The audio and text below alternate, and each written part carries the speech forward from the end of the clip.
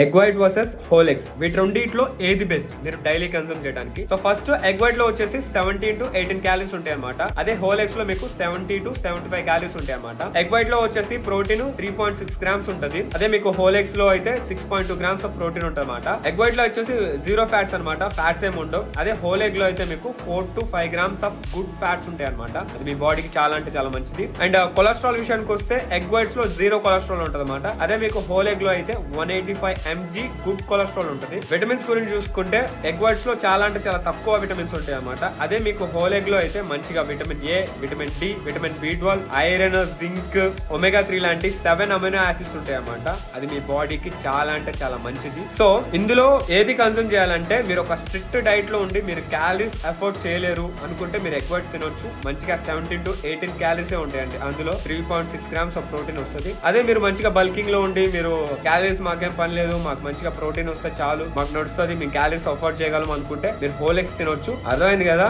Follow కొట్టు.